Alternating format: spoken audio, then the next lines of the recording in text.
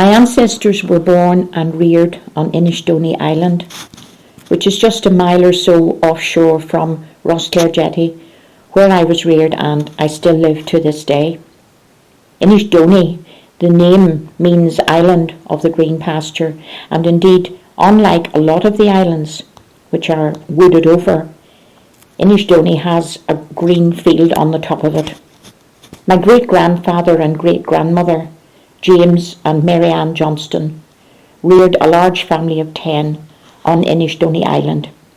8 boys, including twin boys, and 2 girls. My grandmother, Emily Johnston, was the eldest of that family. And when she married Joseph Johnston, who was her cousin, she left the island and came to live on the mainland at the townland of Rosclare. Living on an island necessitated the use of boats for all activities where travel to the mainland or indeed between islands was required. Journeys were made to Enniskillen to buy groceries and foodstuffs for the farm animals which the family reared on the island. They made their living from farming and fishing. They travelled out in boats to attend school and church, and also to take animals out to the market at Irvinstown. When there was illness, the doctor was taken over by boat, and in the case of death, the coffin was placed on a boat to be taken out to the church at Killidees, where the family burial ground is situated.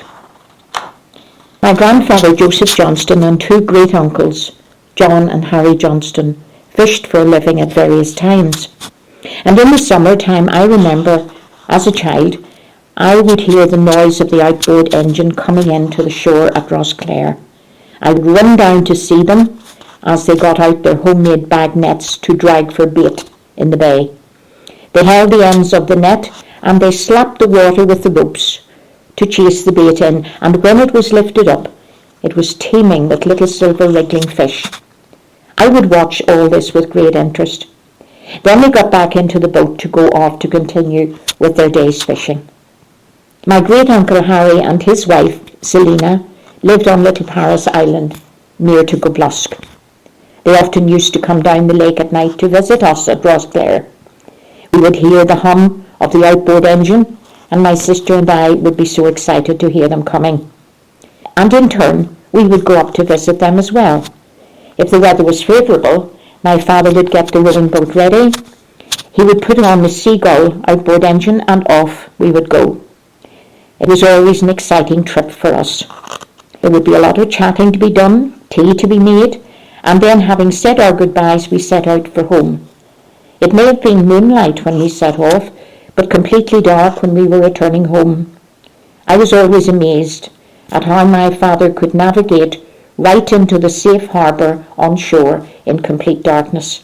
Such was the skill of those brought up around the lake and on the islands at that time. Sometimes I would be allowed to steer the engine for a time on the journey, and when I got home I could still feel the tingling in my arm from the vibration of the engine. Rowing boats were used to a large extent at that time, and I was able to row and land the boat when required. We had no car, but walked or used our bicycles to travel the short distance to school and to church. Sometimes we would travel across to Carrickray on the far side of the loch, with the bicycles on board to continue the journey to visit our friends and relations who lived at Springfield. This was preferable to having to cycle a long way round through Enniskillen. Travelling by rowing boat would still be my preferred boat journey today, rather than the speedboats we see so many of on the lake. It is a nice, peaceful way to travel and allows you to enjoy the wildlife and beautiful scenery at a slower pace. In my childhood, I remember clinker boats being built at Rosclare in the shed which still stands there. I was always very keen to spend time in the shed with my father and grandfather as they did their carpentry work. And I learned a whole new vocabulary of words in relation to boat building. Words such as clinker, ribs, transom, gunwale and roves. I particularly remember the important job of putting the ribs in. Outside the shed a fire was lit into which one end of a long metal pipe was placed. Some water was put into the pipe, and then, when the water was boiling, the long thin pieces of wood were put in the pipe and the end closed with an old rag to keep the steam in.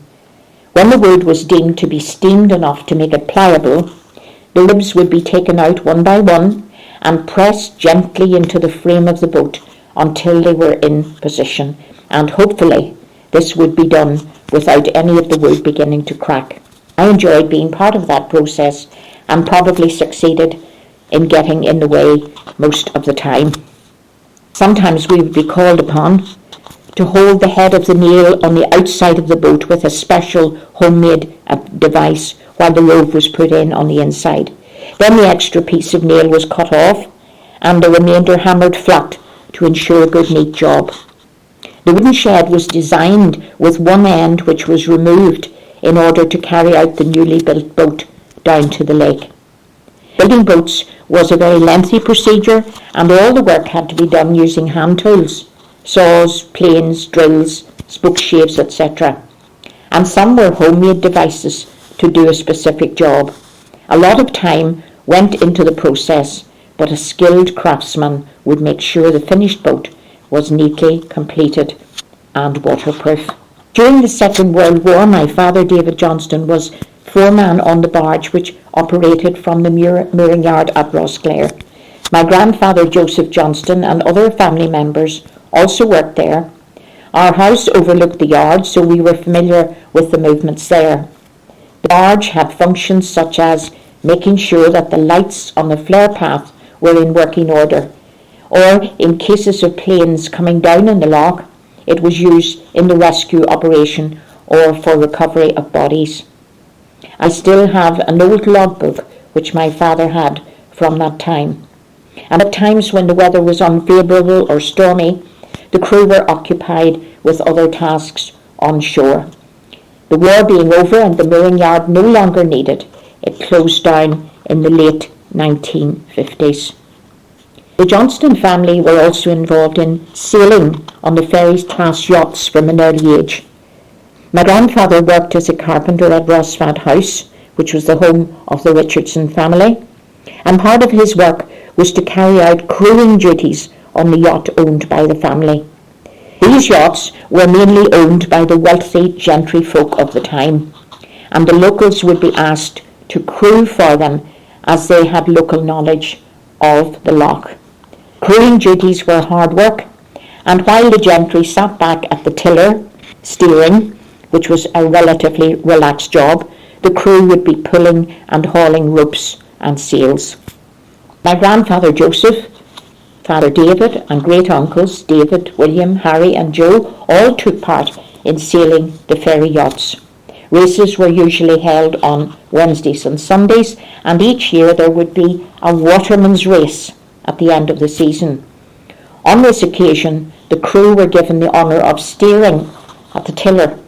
In some cases, all but one of the boats were being sailed by a Johnston family member, so we would never miss watching this particular race with great anticipation.